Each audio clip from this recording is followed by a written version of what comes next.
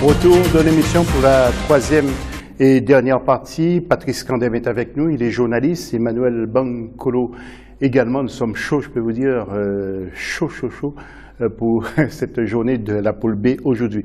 Et puis inutile de vous dire aussi que Gaël également attend avec impatience ces deux matchs et après ça, vous la retrouvez.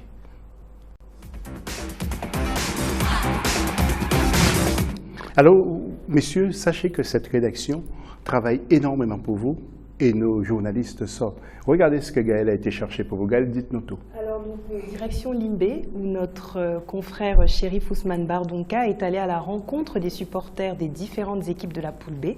Donc, à son micro, ils répondent à notre question du jour, qui est quelle équipe de la poule B obtiendront leur billet pour les demi-finales. Donc, je vous laisse écouter.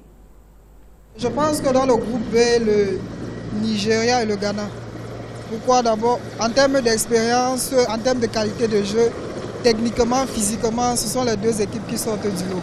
On ne sait jamais parce qu'il y a aussi les équipes. Hein. Il y a l'équipe Ghana, il y a le Cameroun et les autres là. On ne sait jamais l'équipe qui peut prendre ça. Bon, pour les demi-finales, moi, je vois le Ghana et le Niger pour se qualifier dans le groupe. Parce que d'abord, ils ont déjà 4 points qui leur fait un pas d'avance. Voilà. Bon, maintenant, il faut seulement qu'ils fassent le nul pour que les deux se qualifient.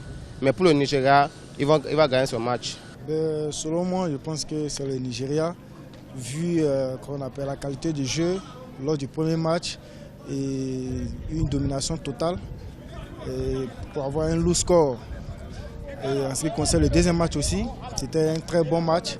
Donc selon moi, je pense que le Nigeria est favorable pour se qualifier pour les demi-finales. La deuxième équipe, je pense que c'est le Ghana. C'est le Ghana parce que le Ghana n'a pas démérité non plus. C'est le Mali qui est un peu d'handicap. Mais je pense que le Ghana est la deuxième équipe qui peut passer. Pour moi, les deux équipes, je sais le Nigeria va passer et le Ghana. Parce que les performances depuis la compétition prouvent. Donc je les souhaite bonne chance. Emmanuel, votre réaction en 2 mots. Il y a des bookmakers au Cameroun? C'est pas officiel. Il y en a. Non, mais je crois que les supporters, les internautes et tout le monde sont beaucoup plus omnibulés par le passé, par les questions de ceux qui ont déjà vécu et autres, mais seulement ils se mettent loin de la réalité. La réalité, c'est que dans cette poule-là, cette équipe malienne-là, il faut le dire, quand on a vu ce qu'elle a développé contre le Kenya, il faut faire attention. C'est une équipe qui, pour moi, est partie pour être la grosse sensation dans cette poule-là. Il va falloir faire très attention. Et elle est dans des dispositions psychologiques qui lui permettent d'entamer ces matchs tranquillement.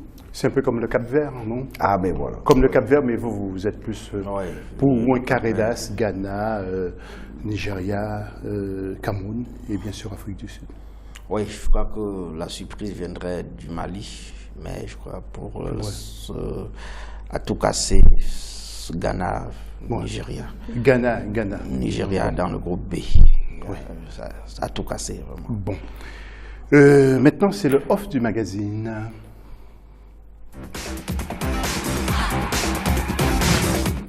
Avez-vous déjà vu Gaël Onana danser en boîte de nuit? Peut-être pas.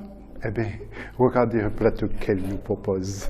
Nous sommes venus assister au match Cameroun-Zimbabwe et nous avons croisé une troupe de danse habillée aux couleurs du Cameroun. Donc nous sommes venus à leur rencontre. Bonjour, est-ce que vous pouvez vous présenter? Oui, bonjour, je suis Ramzi Stéphane, artiste et musicien, rappeur à la base. Et pourquoi est-ce que vous avez choisi d'avoir ce type de prestation durant la CAN féminine? Bon, on va dire tout simplement parce qu'on se sent camerounais à la base et puis africain par la suite. Donc on a bien voulu s'amuser, on a voulu partager, on a voulu être de la fête, voilà. Donc avec ma chanson Bienvenue en Fandena, avec mon frangin Rally qui est à côté de moi. Qu'est-ce que vous pensez de la prestation des Lions Indomptables depuis le début de la compétition? Ben voilà, on va dire tout simplement depuis le début ou alors bien avant le début, moi je savais que c'était déjà waouh. tout simplement waouh. Ok, est-ce que vous pouvez nous présenter un peu votre troupe, avec qui vous êtes, de qui est-ce que vous êtes accompagné? D'accord, je vais commencer par vous présenter celui-là qui est à mes côtés là. Lui, c'est mon soldat, mon frangin de toujours. Lui, c'est Gigi Rally. Donc maintenant, quand je vais me retourner là, je vous présente la Popizane Dance. Ça, quand on dit danse là, les Ivoiriens là, ils vont se calmer parce que nous, on a tout au Cameroun quoi. Donc ici, que vous voyez là, sont les meilleurs du Cameroun. Quelle est l'équipe qui vous fait le plus peur, qui pourra affronter le Cameroun? Ben moi, de toutes les façons, j'ai fait ma chanson Bienvenue en Fandena. C'est pas comme pour dire je supporte des Lions indomptables. C'est comme pour dire je suis africain et j'aimerais que la fête se passe bien. Un petit extrait de votre chanson, justement, Bienvenue à Fandena. Ok, à Yaoundé. Ça va bien, ok. Bienvenue en Fandena. Fandena dans la cuvée des hommes et des femmes. Indomptable pour la fiesta foot en Afrique. En plus, on est fair play, fair play. Yaoundé 2016 pour la CAN féminine, mamie, ça c'est juste là. Bienvenue en Fandena.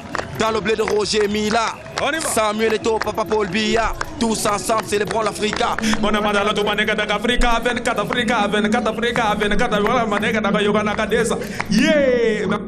Voilà, j'ai cru voir danser Thierry Gauguin avec la danse dure. Nous allons enchaîner avec le plus du magazine maintenant.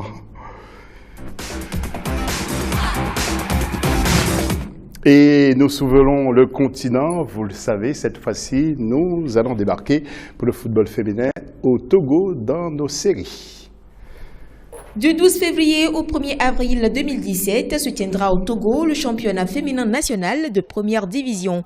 Une première pour le Togo selon l'instance dirigeante du football qui annonce la participation de 74 clubs recensés dans les 14 ligues régionales de football. Ils disputeront la phase intra-ligue qui s'étend du 19 novembre au 18 décembre 2016. Chaque ligue nous présente des équipes et la deuxième étape c'est l'organisation du championnat intra-ligue et la troisième étape, c'est le championnat national même. Il y a 14 ligues qui jouent le championnat intra-ligue et chaque ligue dégage une équipe, mais la Ligue de Lomé nous présente 3 équipes. 16 clubs répartis en 2 zones joueront le championnat féminin national de première division. Il se déroulera en phase aller et retour. L'initiative a reçu le soutien du gouvernement togolais, mais aussi de la FIFA. Il faut dire que la fédération togolaise elle-même aussi quand même accompagne les mêmes clubs, sans oublier bien sûr l'apport de l'État togolais. La FIFA donne une enveloppe quand même conséquente. C'est par rapport au projet Forward. La FIFA donne une enveloppe de $50 000. Donc, sincèrement, nous mettrons ce montant à disposition donc, de la direction, la commission féminine donc, de football.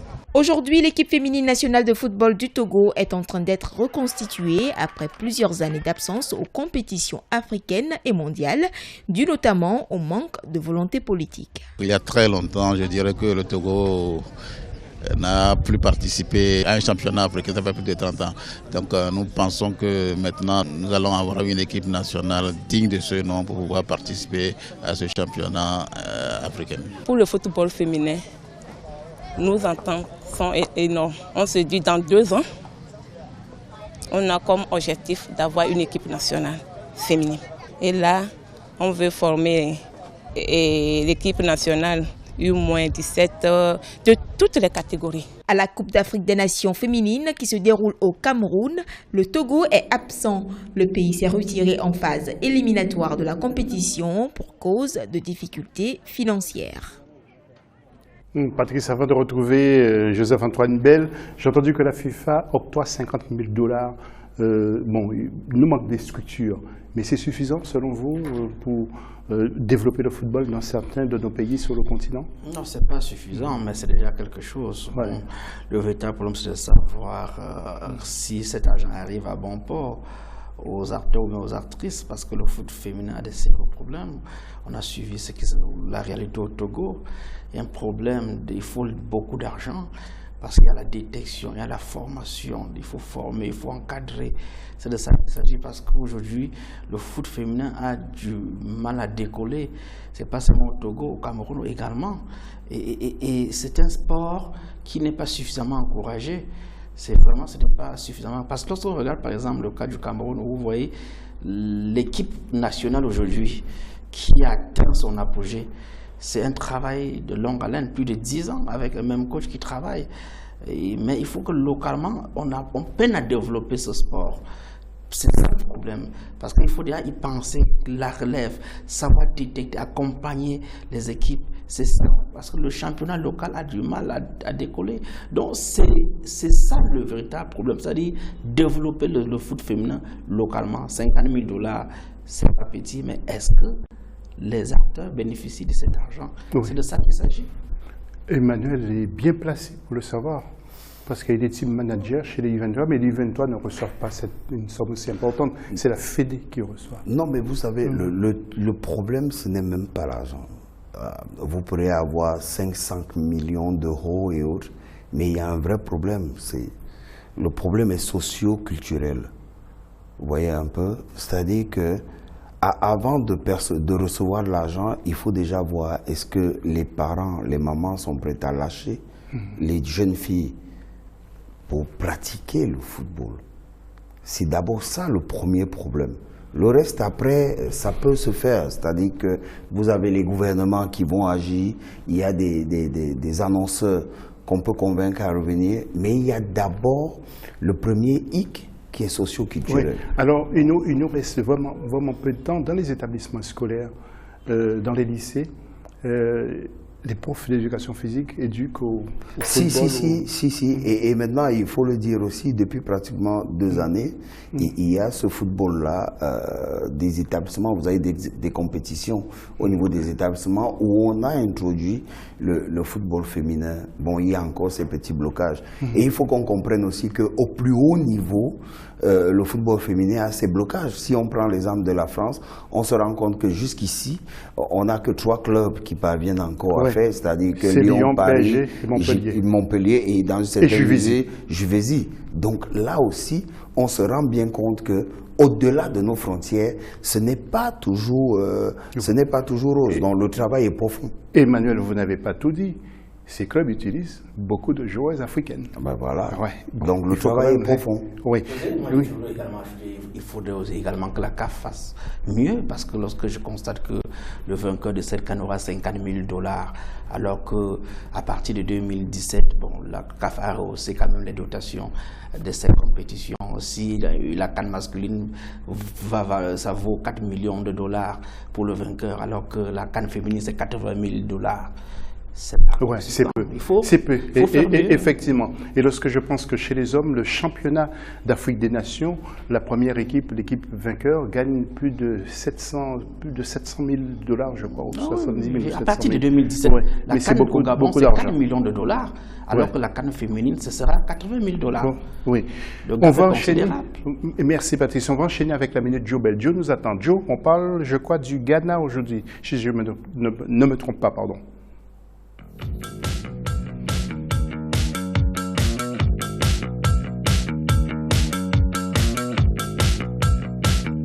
Voilà, donc vous avez là une équipe qui ne peut être qu'ambitieuse. Vous avez cité les finales du Ghana, mais surtout une victoire en 2015. Donc vous êtes en 2016, forcément le Ghana se dit nous sommes à notre place et il nous faut. Et je parlais de la langue en tant qu'anglophone et en tant que voisin. Le Ghana va se dire qu'il faut rattraper le Nigeria. Le Ghana est un pays de foot en général, dont l'équipe de foot masculine, avec les équipes de jeunes, obtiennent de très bons résultats. Donc là, c'est tout naturellement que ces jeunes filles viennent pour faire comme les autres et ont de qui tenir. Donc ça va faire une belle bataille, mais je la verrai bien dans les 2 qualifiés, oui, effectivement.